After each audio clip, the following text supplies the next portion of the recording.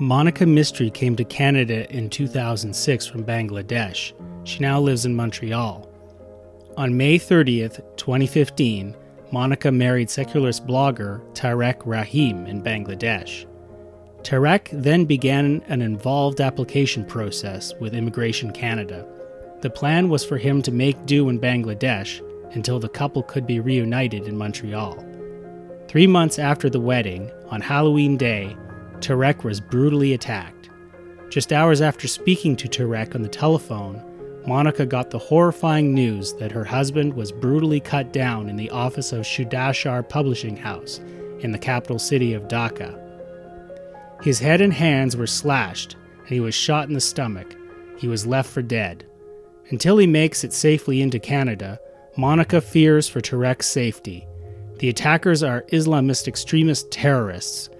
There were several attacks on that day, piled upon multiple murders of secular bloggers in Bangladesh.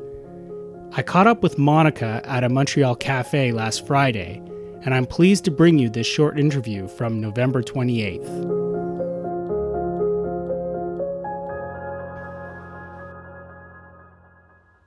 For Tareq, what were the injuries that occurred? Yeah, Tareq had multiple head injuries. He was shot in his stomach, and his both hands and all of his fingers were stabbed several times. So what's his condition currently, health-wise? He is in pain. He's in pain, and doctor says that it will take months to recover. And so how is his spirits? Is he bummed out, or is he still pushing ahead? He hopes for his complete recovery and remains full of positive spirit. I'm surprised.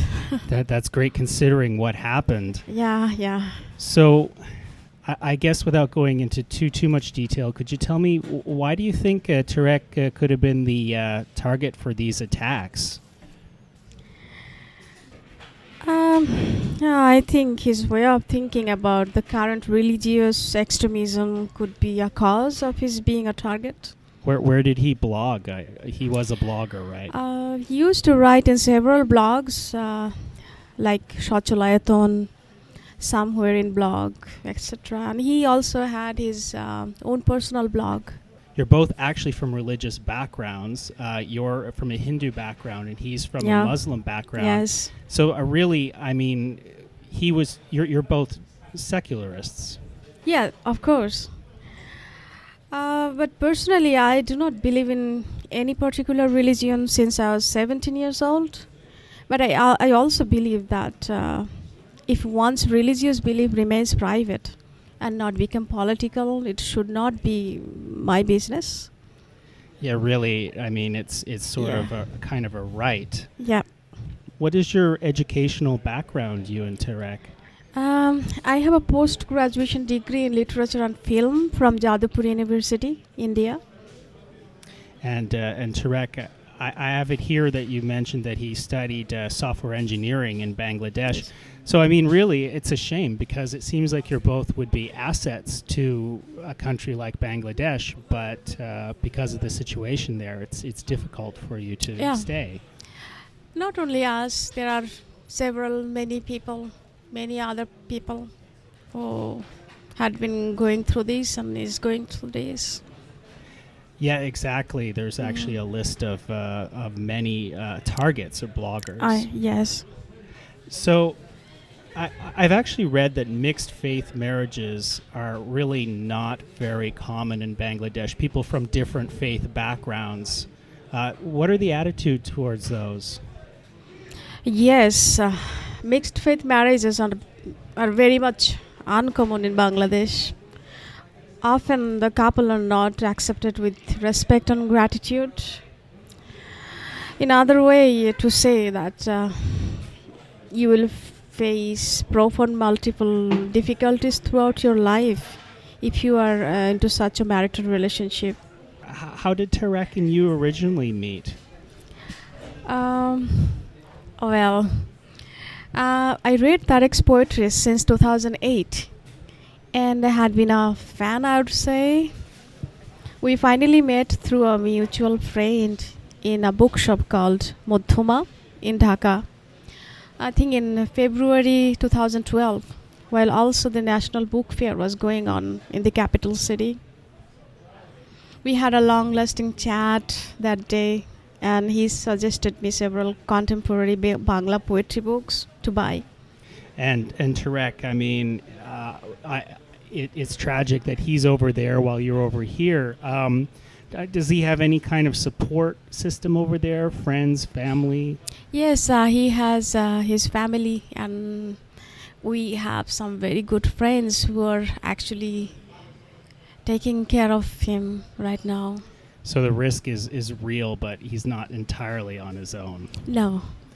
So I can already sort of hear some people saying that Tareq, he with this list of 84 or have you bloggers, etc., he really should have simply knew he was in danger and just gotten out. And hindsight is 2020. That doesn't change the situation now. What do you say? I mean, why did he stay in Bangladesh if he knew he was in danger? Well, in Bangladesh right now, many of the writers and bloggers know that their lives in danger. Are they able to leave? Is leaving Bangladesh and settle down in some other country that easy? I don't really think so. Yeah, and also, I mean, you have to ask. I mean, is it real? Do you think it would be really easy yourself? Let's say your average Canadian, if you have friends, family, all of your relations, everything and just drop it and leave. I mean, this is. Some people have said that about the Syrians. They're just coming over for fun or something. But you need to leave everything in your country. Everything, like your identity. You grow up in a culture, in a society, and that's your identity. It's not easy to really leave it behind, for sure. Definitely. Do you have any fears about your own safety in Canada right now? No, not at all. I am in Canada because this country provided me safety, security, and allowed me to be myself. I love this country, and I feel safe, of course. After that interview, I wanted to know more about what Canadian organizations are doing to help secular bloggers in Bangladesh, like Tareq. CFI Canada National Director Eric Adriaans was nice enough to join me on the phone to discuss what's being done and what people can do to educate themselves and take positive action. Hi, Eric. Hi, Sean. How are you? Doing great. Thanks for being on the show. I'm happy to be here. Thanks for including me. So, actually, I have a couple of questions here for you. Mainly, I guess, I'm interested, given the plight of Tareq Rahim, what are groups like CFI Canada doing to help his situation? It's a good question. There's a lot of organizations in Canada and around the world who are paying attention to the Bangladesh scenario and wanting to get involved to provide assistance.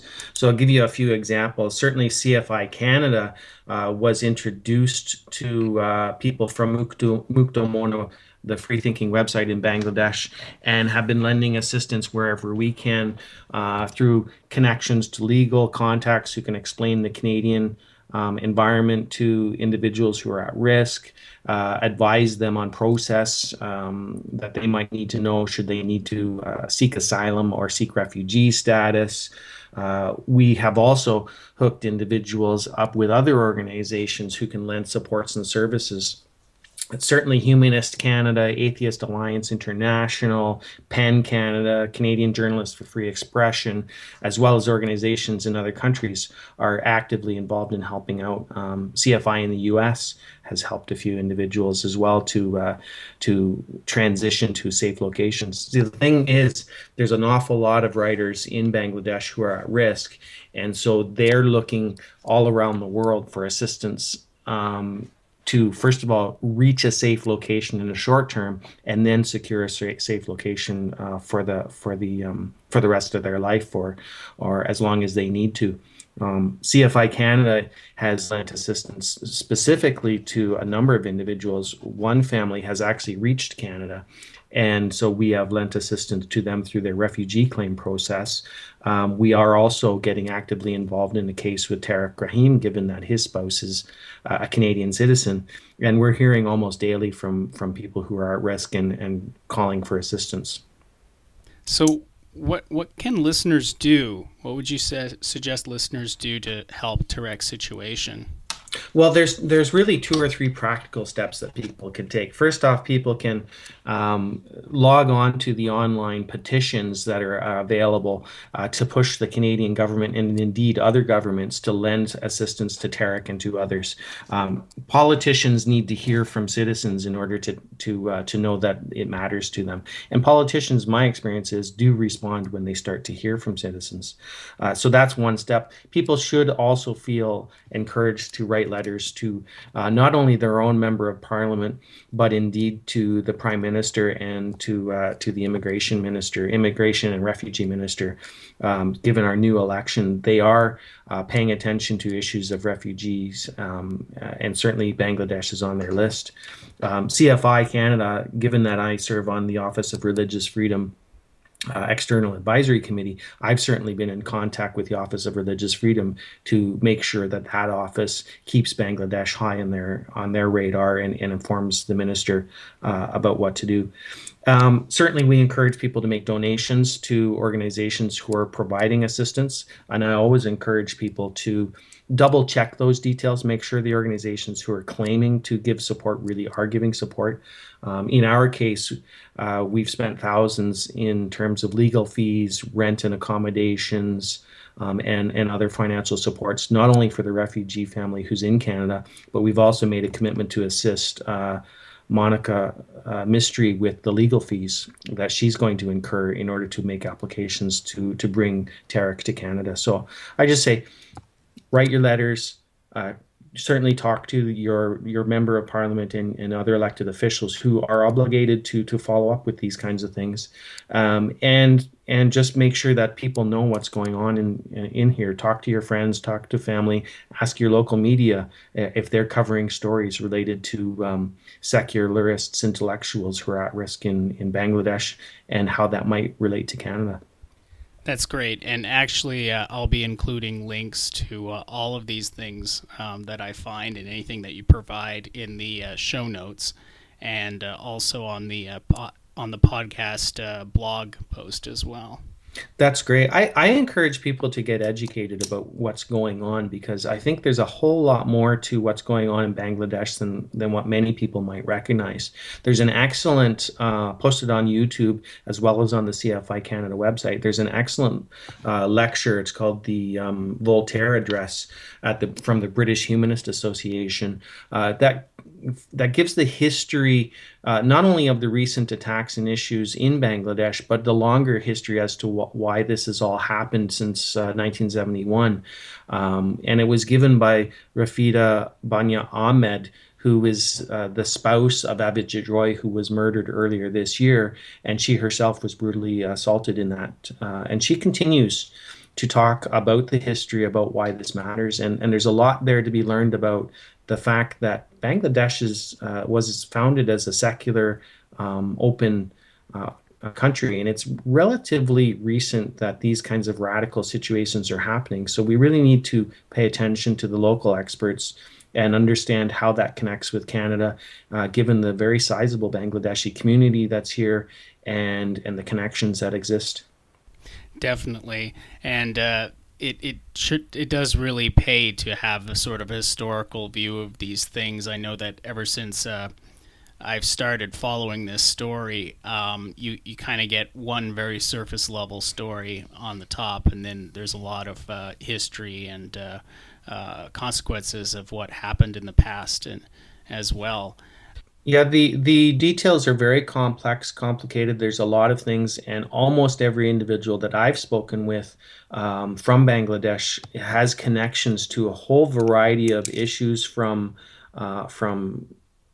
murders and attacks within the military upon officers, to fire bombings of buses where school people going to take their exams for school. There's just so much that's here that we don't see. We tend to see those high-profile incidents that reach the national news, but we really need to understand what's going on behind the scenes in order to know just how much complexity is involved and how much threat there is. What's the URL that people can go to get to CFI Canada and learn more about this situation and how they can help?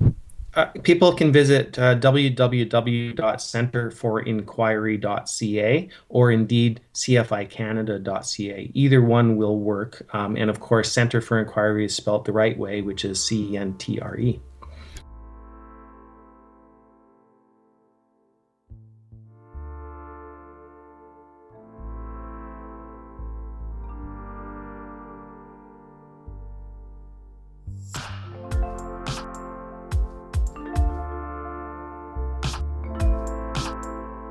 Thank you for listening to My Secret Atheist podcast. Intro music is Crystal Echoes by Sergei Cheremisinov. Outro music is The Vision Instrumentals by Ye Ye. Bye for now.